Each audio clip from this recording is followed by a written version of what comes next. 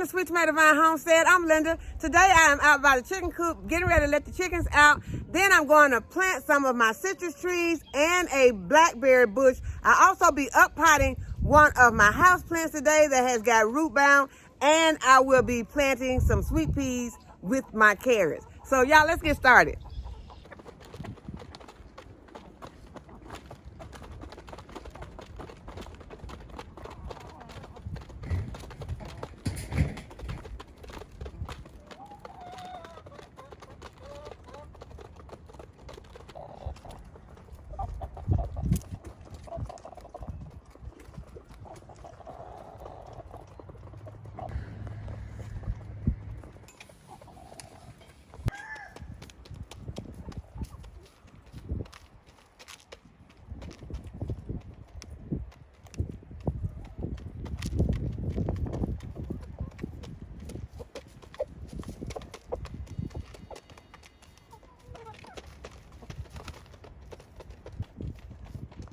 Okay, so the chicken's getting along real good today, but I'm out here where I'm about to plant my Improved Meyer Lemon Tree, and I had decided I was gonna plant this on the other side of the house, but after I did my research, I realized that I needed to plant on the southeast side of the house.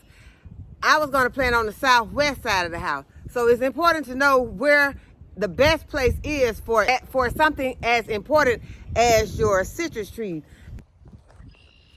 Okay, this is my Improved Meyer Lemon, and it has a few lemons on it, and I think that it'll do much better in the ground, and we'll have to be remembering to cover this tree in the winter when it freezes.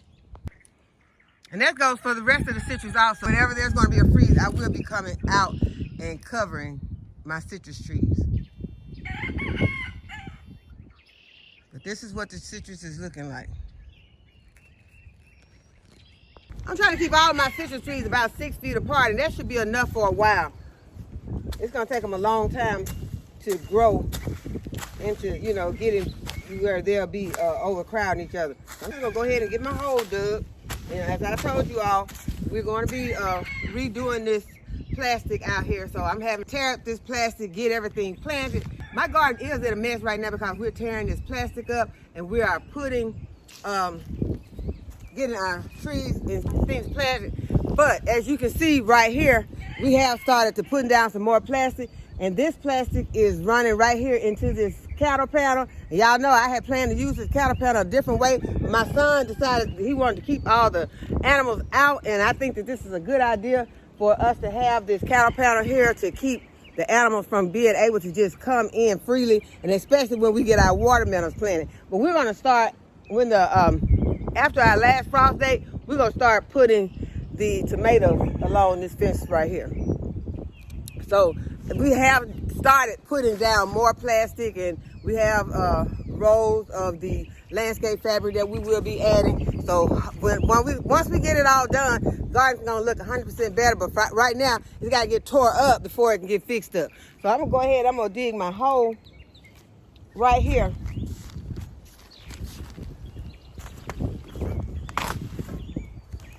This is gonna take a pretty big hole. At least once it comes out of the pot, it might not be as big. I might not have to put all of the soil that's in here. I hope it don't.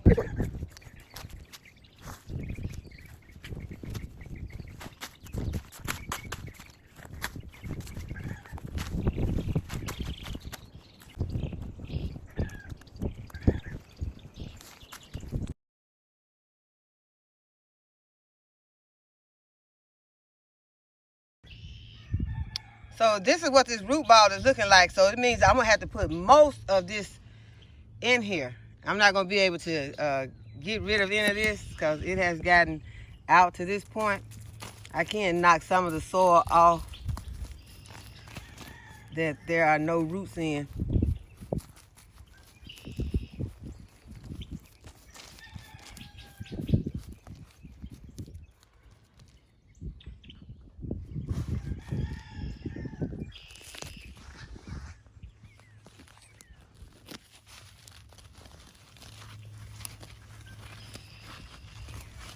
Okay, now you see I'm getting down to those roots, so I'm gonna go ahead, I'm gonna leave the rest of them on here, except some of this that's at the top.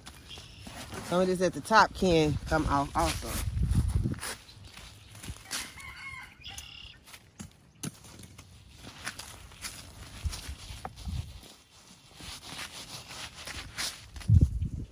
Let me see, we get into our roots right here.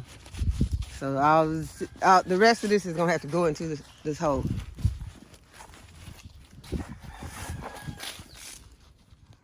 That's a weed.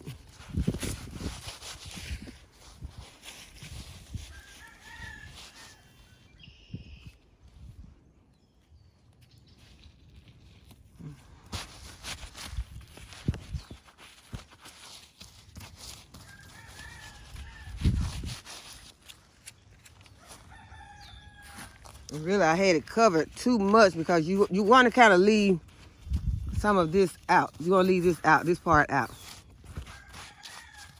But you definitely do not want to go above this graft union. So I'm going to put this plant in here just where this is above the soil. Well, this is right. I'm going to have this right at the soil level. Okay, first I want to go ahead and put some fertilizer in the hole. Now, this is the fertilizer I'm going to be using.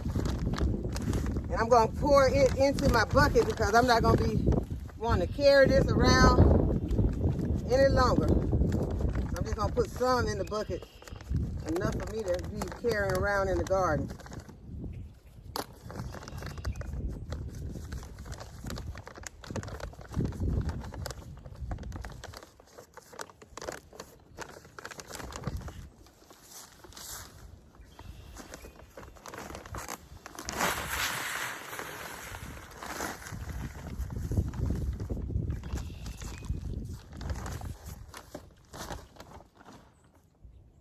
I think that's enough.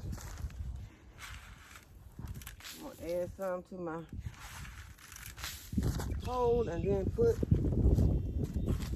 this tree into the hole. And I did not try it yet, so let's hope that this is deep enough that I don't have to dig any more out.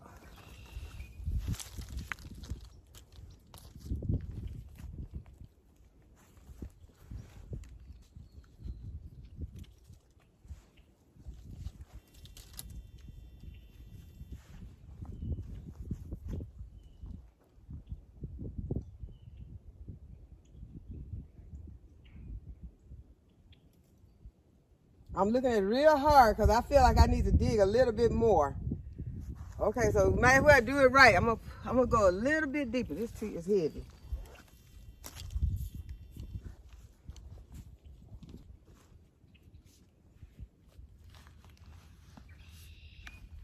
I feel like it's wide enough. I just need to get it deeper.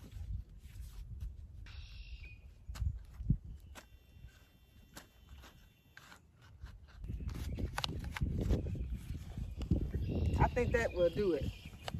And I will be putting all my fertilizer back into this hole.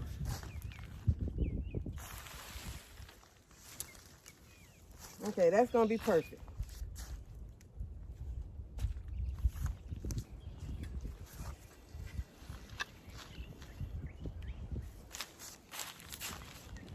Okay, now I'm just gonna tamp the soil down, making sure that you do not cover this part, which is the graft union, and this is where the Meyer lemon was grafted onto another tree.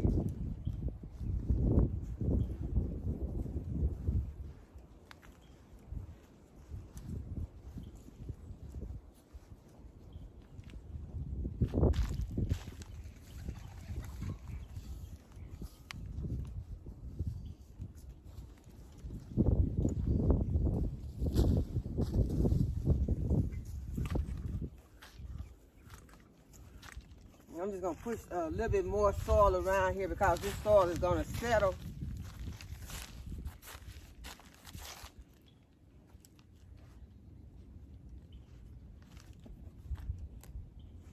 Now I'm going to water it in.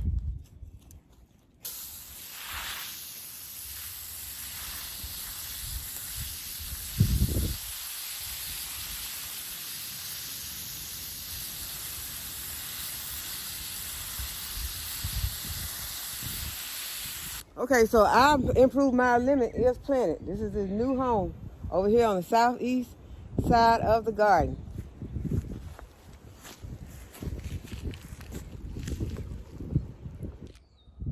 I told you all in a previous video that I had dropped some of my seedlings out here in the garden, and here are two of them. That's an orange sun pepper and a red Marconi that I dropped in. This is just an experiment to see what will happen if we put some in there. See, you know, how they grow or how fast they die if you don't put them out and let them get hardened off. I know that it is not a good thing to not let them get hardened off, but I just want to see what would happen exactly. And here's another pepper. They're in two beds next to each other, so we'll be able to keep up with these. And a few steps down, here's another pepper, and this one is the red HISEA pepper. And this is some chamomile that I popped in right here. And then this is a bumblebee tomato. I say bumblebee. I don't think this is a bumblebee. I think, let's see. No, I don't know what this is. I think this is something that was already in here.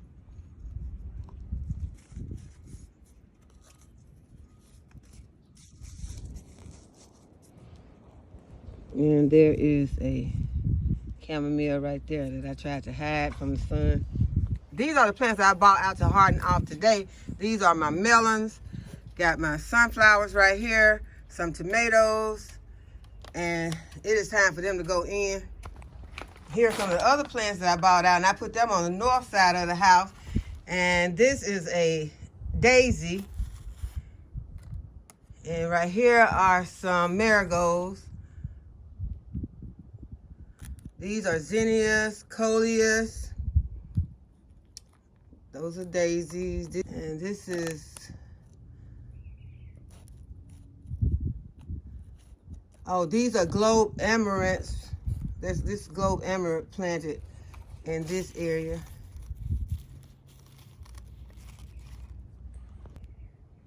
Okay, right here are some purslane, some common plantain right there. These up front are some borage and some fennel. And they've mostly been in the shade all day, but the sun is beginning to get on them, so they're about to go inside also. Right here are dusty millers on the end. Got some sweet alyssum right there. This one is lobelia, geraniums. Right here, these tall ones are cosmos, wallflowers, zinnias, pansies, Shasta daisies over here on the end, and then passion flowers, just not even, I don't think passion flower has germinated yet. So the ideal thing for this tray is to go ahead and take these cosmos out, up pot them, and then bring them out here to harden off by themselves. Over here I got some lettuces, some cauliflower. This is a mix of lettuces and spinach.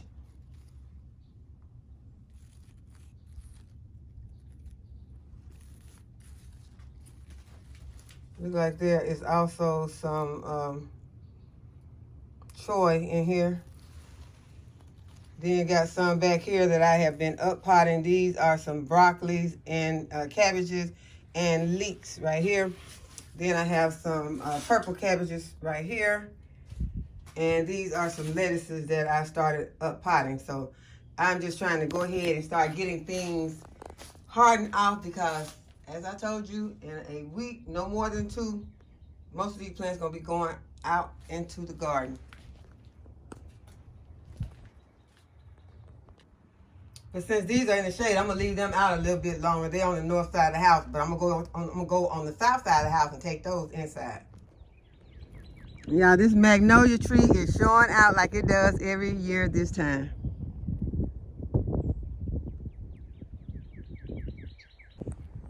And the weeping willow that I planted out last summer is getting its first leaves of the season. Now I'm going to up-pot my Pleomel. And this is a house plant. It is a tropical house plant. And it is way overdue for getting up-potted. So today we're going to up-pot it. And I am putting it in a pot that is much larger. As you can see, this pot is much larger. But I am going to be keeping up with it inside the house. It's the important thing, if you're going to be putting it in a bigger container, is to make sure that you give it enough water, that you're not letting it get dried out, or that you're not over-watering it because you think that it's dry. So that's the important part. I didn't have a pot the size that I needed, so I really took this pot from another plant, from one of my miniature shrubs that I plan to put in ground anyway. And so I took this pot from that plant. I'm gonna fill this up with some potting mix.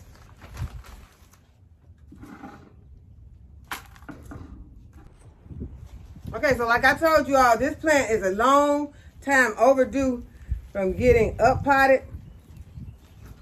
So I'm just gonna go ahead and make me a little well in here with my pot. And let me show you what these roots are looking like. This plant is really root bound. You can see it wrapped all around it and went in a circle. So I'm gonna have to break these roots up. I don't want to tear them. I just want to break them from going around in this circle and give them room to spread out. So in other words, this pot is gonna be pretty good for this plant. See if I can get this one. See, look at these roots.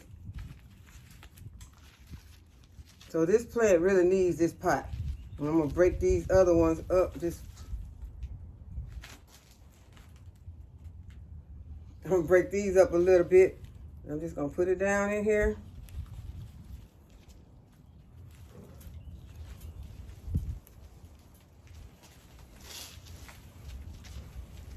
And then I'm gonna backfill around my plant.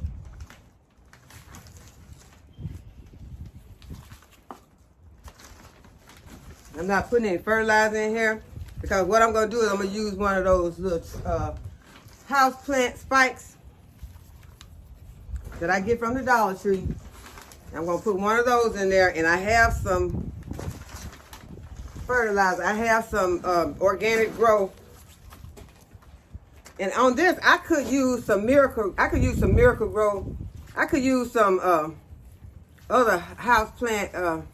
But I already have some of my organic Grow in here that I've been putting on my seedlings. So that is what I'm going to go ahead and water this in with.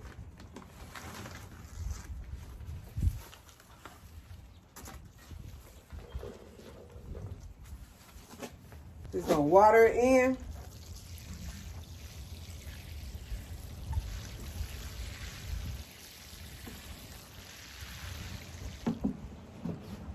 I'm gonna give it a minute to sit here and drain while we go and plant our peas. Okay, you all, I had planned to plant my peas today, but I'm not gonna plant them because I forgot to inoculate them. And inoculating them means that you're just gonna let them sit. You can put them in some milk. This is milk and molasses, and this milk is gonna ferment overnight, and then I'll plant these peas tomorrow. But if you have some mycorrhizal or something like that, that is an inoculant, you can use that to help you get a good germination on your peas and help them to grow better. So I'm going to let this sit overnight. This is molasses and just some regular milk out of the refrigerator. The milk needs to ferment though, so by it sitting out overnight, it will ferment. And so we'll plant these peas tomorrow. So I hope that you have enjoyed this video and that you give it a thumbs up and subscribe to my channel. And go ahead and hit the notification bell to be notified when I upload a new video. And as always, thanks for watching. I'll see you in the next video. Bye-bye.